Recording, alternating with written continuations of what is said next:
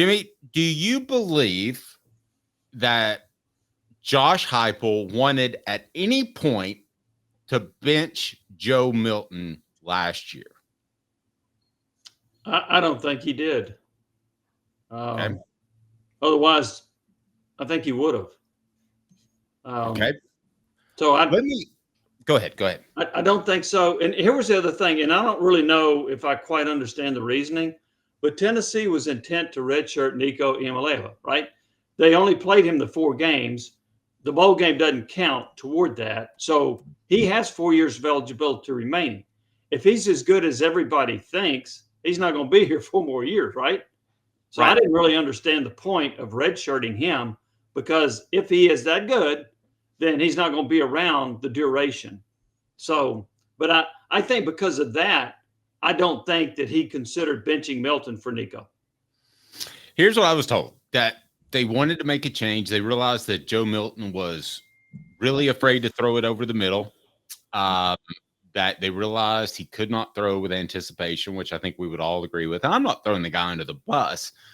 I just think it's interesting that they were in a situation where if they play Gaston Moore, they send the wrong, and I was told that was considered. If they play Gaston Moore, it sends the wrong message possibly to Nico, and it destroys team chemistry. That was their concern. And then with Nico, he either wasn't ready or was banged up, is what I was told, a little bit of both throughout the season. So I think they were kind of stuck with Joe, as much as I hate to say that. I guess I disagree with you a little bit, Jimmy. I don't know that they could make the change. But you think they considered making the change, is what you're saying? Yeah. Yeah. I think it was closer than we think. Yeah. And be clear, let me change to Nico, the change to Gaston Moore. Yeah, see, that one kind of, that one's hard for me to swallow. The thing you said about Hooker didn't want to throw it over the middle, I don't think Tennessee wanted him to throw it over the middle. No. I think they called plays away from that. I remember, wasn't it Austin Peay where he couldn't complete a pass? And so finally they just threw about 18 flanker screens so he could get some completions and they could move the football. So, and I also think that you could correct me if you have different information on this. I think Heupel was reluctant to bench Milton because he was afraid he was going to lose the locker room a little bit. I think Milton had the locker room. And I think because of that, the Tennessee coaching staff was reluctant to do it. Now, when you get down to the bowl game, Milton's completed whatever, they're 8-4. Okay, time to move on. And mutual decision or whatever, they decided we got to take a look at Nico to get ready for next year. So I think that's kind of how it played out. But I do think Milton having basically control of that locker room was the reason Tennessee didn't make a change. I agree with that.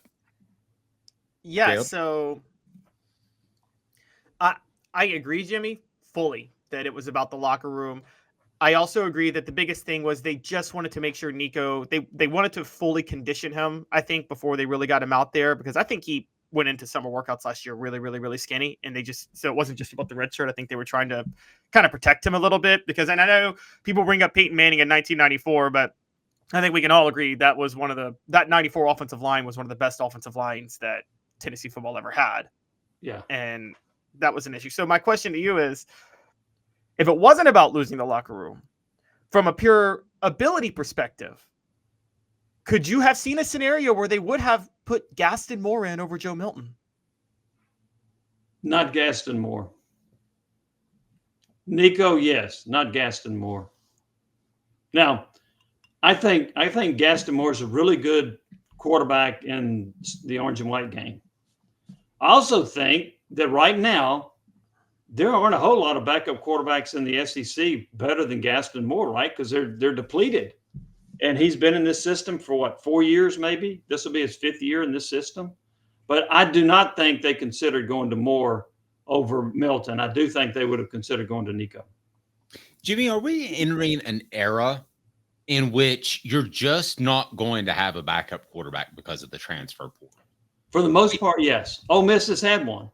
Somehow Lane Kiffin convinced the quarterback at Oklahoma State to go. His name was Sanders, to go to Ole Miss when he had dart as a starting quarterback. So it's rare to see it. Now, I'll say this, Georgia's done a pretty good job of that. But to your point, I think it's rare to find that.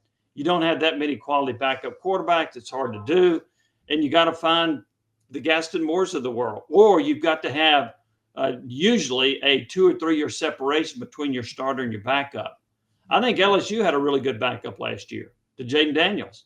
Yep. I think Nussmeier is going to have a really good year at LSU. But again, I think those are the exceptions rather than the rule. Okay, so when you get to Caleb, do you want to go ahead and set up our poll question you can take part in? Josh Heupel is vindictive, and I love it. Don't like it. I disagree. He's not. So that's up there. You can take part in the poll question. Caleb, I'm sorry to interrupt, sir. Well, it's okay. I want to get back to like what we're talking about because Dave, this source this is kind of a bombshell thing that they even entertained the idea of putting in Gaston Moore, and so it reminds me of a lot of crazy. I'm a history major. A lot of crazy ideas from American foreign policy that have been floated in the past. I'm not going to get to them, but some funny ones. But it's it reminds me of one of those because I never even considered him starting.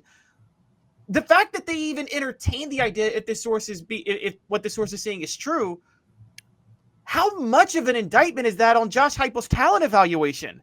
That he picked a quarterback that was his guy, that then he would have said, you know what? This guy may not be my guy. I may rather have this walk-on come in place of him during the season. To me, the biggest evaluation mistake that Heupel has made centers around Joe Milton. When you look back, isn't it hard to imagine that you would have started Milton over Hendon Hooker?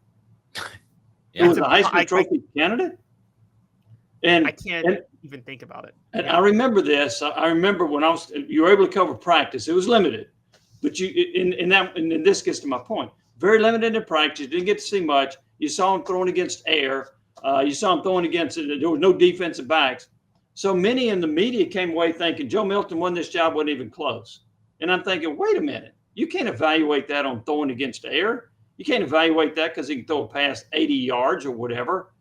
And so I remember asking Pat Ryan, who was able to see a lot more practice than anybody else. I said, who would you start? He said, Hendon Hooker. I said, why?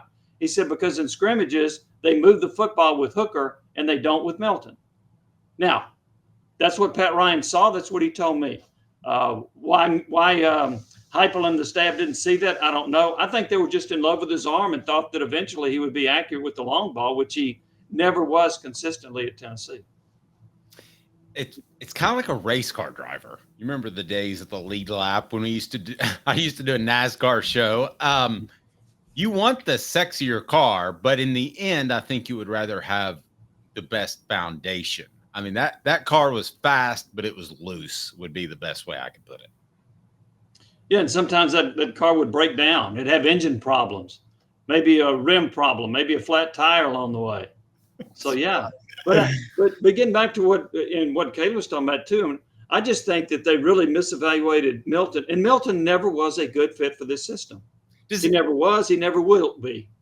No. Does anybody think that's ironic, though, that the one thing that Josh Heupel's so good at is quarterbacks, and that's the one thing that we can openly question fairly? I mean, that to me is a little bit of a contradiction. Yeah, and so if I try to go through his history, has he ever made a quarterback evaluation mistake like Milton? Probably not. Well, he didn't have much choice at Missouri with Drew Lock, correct? So he goes to Central Florida, and there was McKenzie. What was his name? McKenzie Milton. Funny enough. Oh yeah. No relation. He was just in love with Milton's. So so he really, I mean, that guy was pretty much set up. I just don't know through his coaching career. I guess he can go back to Oklahoma. Did he ever made a quarterback evaluation mistake as big as Joe Milton? I think it has much more to do with. I'm just going to be honest, guys. We just talked about his vindictiveness. I think Josh Heupel is exceedingly arrogant, like Bill Belichick GM style arrogant. You know, Bill Belichick saying, I can ship Tom Brady off and win with any quarterback. And I think Josh Heupel wanted to have the credit for the success that he had early and see with McKenzie Milton, he inherited Milton, but you can't run McKenzie Milton out the door when he just went undefeated at UCF. You kind of got to accept, okay, I got to stick with this guy. I think because Tennessee had a collection of quarterbacks, Josh Heupel was going to go out of his way to run off all the quarterbacks he could to win with the guy he picked, because I think he's that level of arrogant. And I think he refused to admit to himself that he made a mistake. And this, you ever hear him talk about getting fired from Oklahoma as offensive coordinator?